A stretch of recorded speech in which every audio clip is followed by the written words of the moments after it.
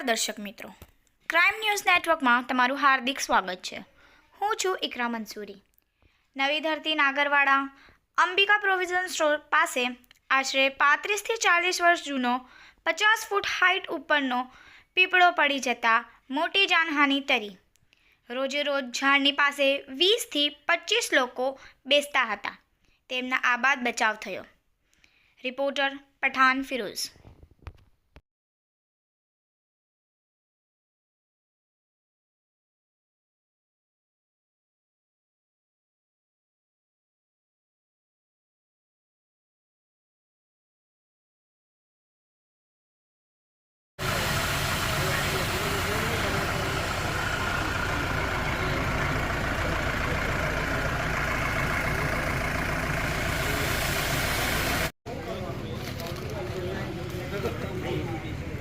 આપણા ફાયર સેફટીના પરમાર સાહેબ આવ્યા છે।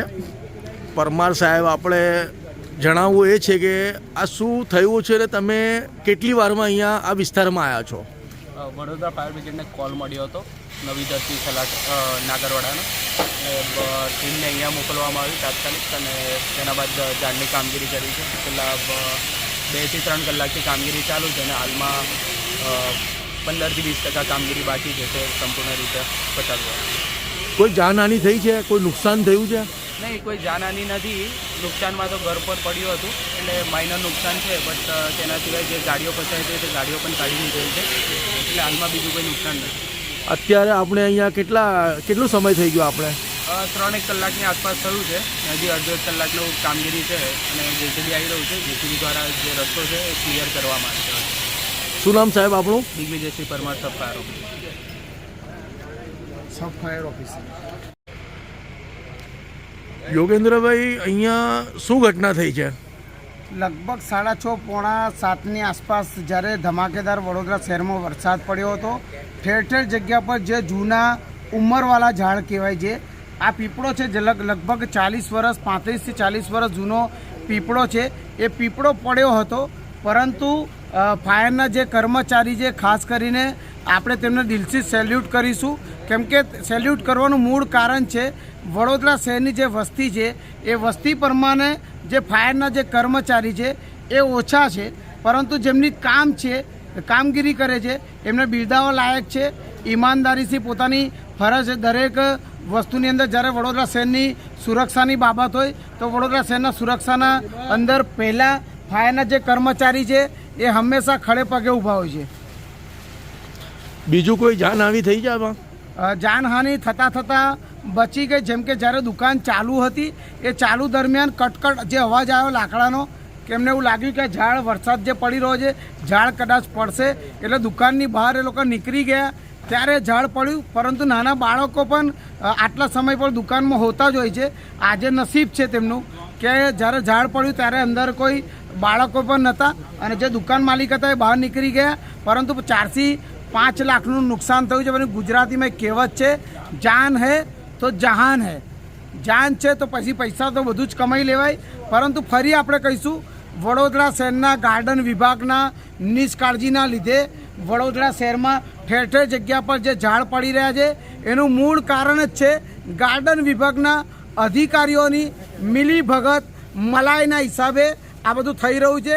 જ્યારે ચોમાસાની સિઝનમાં પહેલાં નિરીક્ષણ કરવાનું હોય કે ભાઈ કેટલા ઝાડ વડોદરા શહેરમાં ભયજનક છે, કેટલા મકાનો ભયજનક છે, મકાન પડે એવા છે કે નહીં, ઝાડ પડે એવા છે કે નહીં। જો ઝાડ પડી જાય એવા હોય તો તેને છાંટવામાં આવતા હોય, કાં તો પછી તેને ઉતારી લેવામાં આવતા હોય, તો આ કામગીરી કેમ ઢીલી કરે છે? વડોદરા શહેરની અંદર વારંવાર મુખ્યમંત્રી એવું કહે છે કે વડોદરામાં વિકાસ કેમ નથી થયો, તો હું યોગેન્દ્ર બારોટ એવું કહું છું કે વિકાસ મુખ્યમંત્રીએ સાચું કહ્યું છે કે વિકાસ ફક્ત ને ફક્ત વડોદરા કોર્પોરેશનના અધિકારીઓનો થયો, વડોદરાના નેતાઓનો વિકાસ થયો, પરંતુ જે ફાયરના જે અધિકારીઓ છે, તેમની ફાયરના જે કર્મચારીઓ છે તેમની કાયમી ધોરણે ભરતી કરવામાં નથી આવતી, તેમની સંખ્યા ઓછી છે, તેમના જે સેફટીના સાધનો છે એ આપવામાં નથી આવતા, પરંતુ મોટી મોટી વાતો તંત્ર કરતું હોય છે। 5000 જે 558 કરોડનું બજેટ છે, આ બજેટ પહેલાં તો ક્યાં વપરાય છે એ તપાસનો વિષય છે। ઘણા વર્ષોથી આટલા કરોડનું બજેટ જાય છે ક્યાં? પરંતુ આ ભોળી પ્રજા છે વડોદરા શહેરની પરંતુ હોશિયાર પ્રજા છે. ભૂતકાળમાં વર્તમાનમાં દરેક લોકોને જવાબ આપવા માટે વડોદરાની જનતા જાણતી હોય છે અને આપશે જવાબ. શું નામ છે આ વિસ્તારનું? Nagarwada Navi Dharti main road Ambika provision store છે. આ જે મેન રોડ છે સીધો નવી ધરતીમાં જાય છે. પાછળ પણ એક ઝાડ પડ્યું છે અને અહીંયાના જે દુકાન માલિક છે એમને ગાર્ડન વિભાગને વારંવાર લેખિતમાં બી આપેલું અને હું સામાજિક કાર્યકર્તા તરીકે મેં પણ વારંવાર રજૂઆત કરી છે ટેલિફોનિક.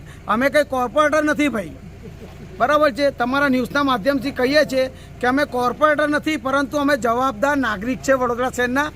તમામ એવું નથી કે નાગરવાડા વિસ્તારમાં, તમામ વિસ્તારની અંદર જ્યારે કોઈ ઘટના ઘટતી હોય છે તો અમે જે તે લાગતા વળગતા ડિપાર્ટમેન્ટ અધિકારીઓને કહેતા હોય છે, પરંતુ ગાર્ડન વિભાગના જે અધિકારીઓ છે તેમના લીધે જ આ વડોદરા શહેરમાં ઠેર ઠેર જગ્યા પર ઝાડ પડતા હોય છે.